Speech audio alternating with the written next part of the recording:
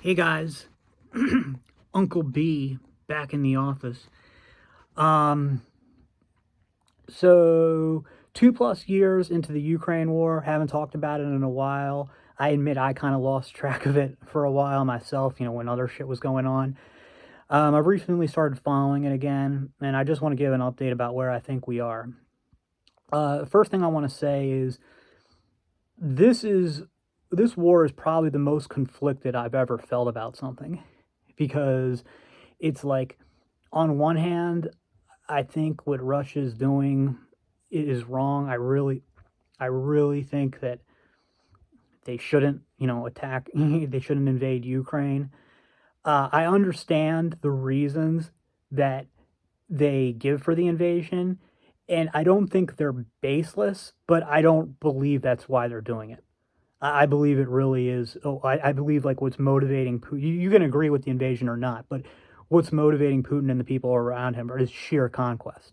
Now, it's conquest of stuff that they feel they need for to defend their own sphere of influence, and they feel like Ukraine's really part of Russia anyway. I get all that. I'm not, but I think it's wrong. I don't think that it should have been. I don't think that military action was the right solution.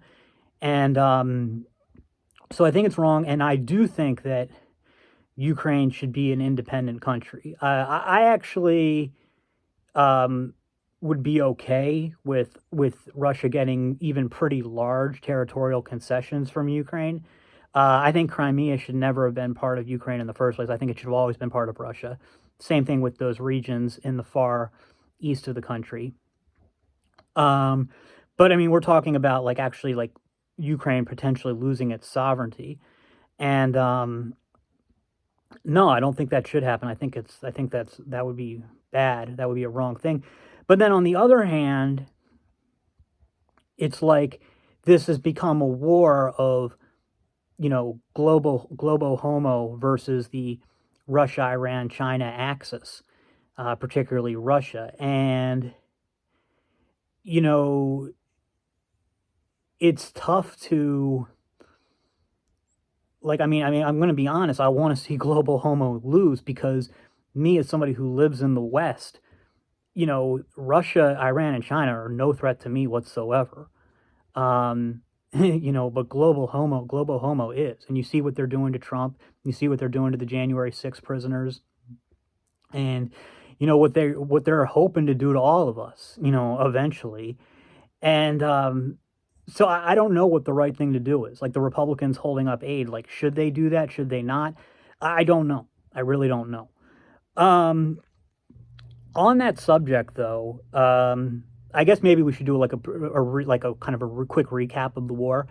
So Russia invaded with overwhelming force, but the Russian army wasn't really up to the task. And if you know Russian history, Russia's wars always start this way. They always start off like really fucked up. In this case, though, Russia did make some gains and inflicted some casualties, did some damage to the Ukrainians, but they also suffered horrendous casualties themselves. Uh, the Russians really underestimated the Ukrainians' will to fight. They underestimated the amount of assistance Ukraine would get from the West. They underestimated the impact of that assistance. They overestimated their own capabilities, and it really hurt them. So, Russia had that initial success.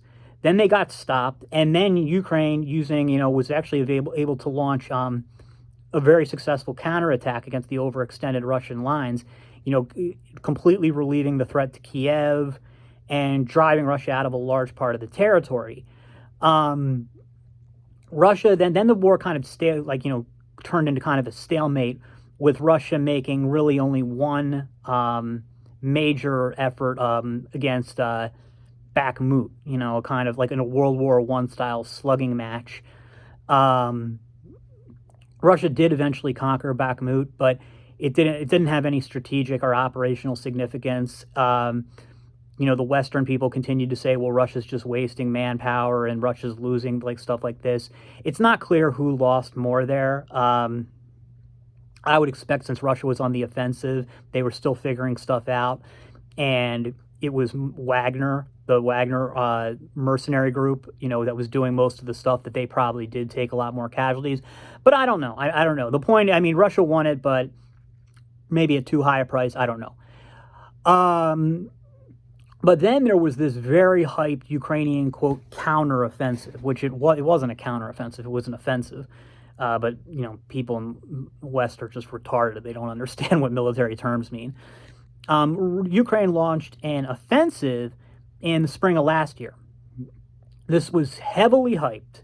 They're trying to memory hole it now, but everybody, like all the Ukraine simps, all the global homo people, thought Ukraine was going to break through, was going to cut off the land bridge that Russia had conquered, be connecting Russia proper to to Crimea, and be the beginning of the end of the war. I didn't think that would happen. I thought, I'd been following both sides. I was confident that the Russian lines would hold. I thought that the Ukrainians would maybe do a little bit better than they did, but the Ukrainians just got completely stomped. They got crushed on the first line of defense. Like a week or 2 weeks into it, they gave up on large-scale attacks altogether, and then just started doing piecemeal attacks, which could never have broken through. They reduced Ukrainian casualties and maybe increased Russian casualties, but there was never, ever any danger of Ukraine breaking through. So that offensive lasted for months, cost Ukraine a lot of manpower, a lot of equipment. And since then, the strategic initiative has been back in Russia's hands. Russia has really ramped up production over the last few years, and they've, over the last 2 years of the war, military production, and which the West, said they wouldn't be able to do, but they have, and it's in there. It's only growing, and they've been able to, force generate a lot of manpower. And, that's historically how Russia has been able to do that. They've had that success in their wars. They've been able to produce a lot of shit and put a lot of troops on the line. This was like, so, and then meanwhile, you've seen kind of the reverse happen for the Ukrainians. The Ukrainians, they weren't supposed to have any, like, according to the Western view, weren't supposed to have manpower problems, and were always supposed to have plenty of equipment. And that's not how it's been. Ukraine, we're here 2+ years into the war. Russia is, it's a hard slogging war. Russia's a dysfunctional state. There's lots of problems. Russia is very strong on the manpower front. And yeah, it's a high intensity war. They've lost a lot of equipment, but they're producing a lot more than Ukraine is getting. And their equipment situation is basically, Russia's getting stronger in manpower and equipment. Ukraine seems to be getting weaker in both.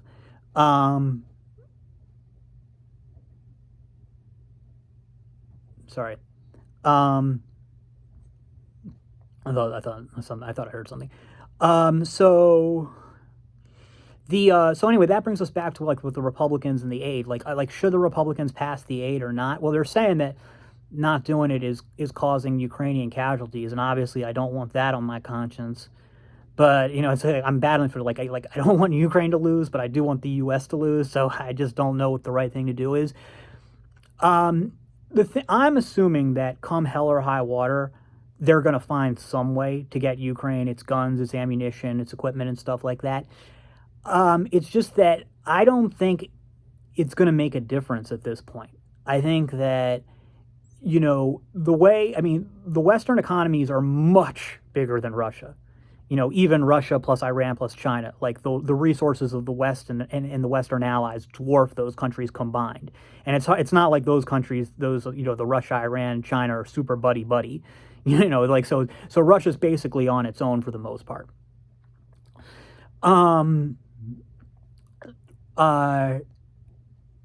The West has, like, more resources, but the West has political problems that makes it hard for it to deploy all of its resources. Like, right now, the West only has the industrial capacity to provide Ukraine more or less what it already has. Like, it can continue it. It can keep the Ukrainian army in the field, but it can't do more. Like, it could give them some higher end equipment, but that's like, it's in terms of, like, just like the sheer volume of equipment, they're not going to be able to, the West is never going to be able to, I mean, unless it was going to completely restructure their own economies, which they can't because of political reasons, the West is never going to be able to produce, enough equipment even to stockpile for another major Ukrainian offensive. They can keep giving Ukraine enough to keep them in the fight. They can keep giving what they've given. So they can give more than they've given so far because as their own, they are going to be able to produce more over the next couple of years. They're eventually going to be able to produce all things together. They'll eventually be able to produce like 1.5 million artillery shells per year, which is, there's way more to this war than artillery shells, but it's a good metric. So Russia alone is going to be producing almost 3 times that. And then plus Russia, what Russia's getting from, going to be continue to get from North Korea and maybe even China. So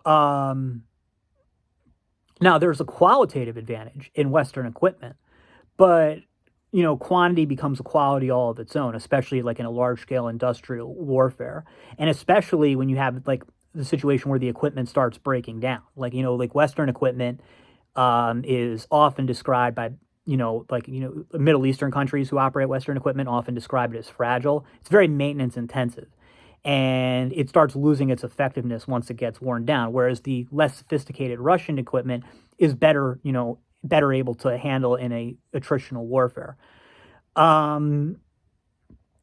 But so I think that the Republicans, like, I understand why they're blocking the aid, and a big part of me wants to block it too. But all I see that doing is resulting in more Ukrainian deaths and not actually changing it. I mean, Ukraine's going to lose anyway, and if again, you have to worry about the loss of life and stuff, but it may be better for us if Ukraine loses without like the West being able to say, well, they just lost because the Republicans sabotage us. I just want to see like a true defeat, showing that the West is too weak to defeat Russia. So there's talk about Russia launching an offensive sometime this summer. You're hearing it from enough places that I'm assuming they're planning on doing something. I don't think it would have anything big. I don't think that Russia has the command and control. I don't think they have the resources or the personnel to do anything like strategic.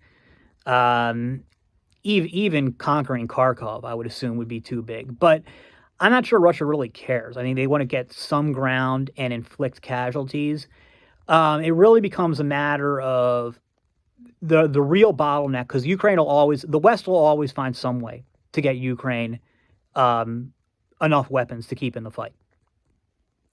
I don't think the West has the ability to give Ukraine the weapons it needs to go on the offensive. I think Ukraine is going to remain on the defensive for the duration of this war. But the problem for Ukraine is manpower. You're seeing it in the Western press. Though the Ukraine is, to sustain this level of combat, even in the defensive, they're going to need a draft. And it doesn't seem like the Ukrainian state is strong enough to do that. So, really, we're in a stage now where it's just a matter of how long Ukraine can last. No matter how much the West gives them, Ukraine is running out of guys. I mean, it's a fact. They're running out of people. Russia has a resource, can essentially fight forever in terms of both equipment and manpower. They don't need a draft. They're getting bigger as the war goes on without much of a draft. I guess they have a partial mobilization. If they need to, they can mobilize completely. But it's a long grinding struggle. I read some Western sources which are saying that after 2024, the clock starts to tick against Russia, not against Ukraine.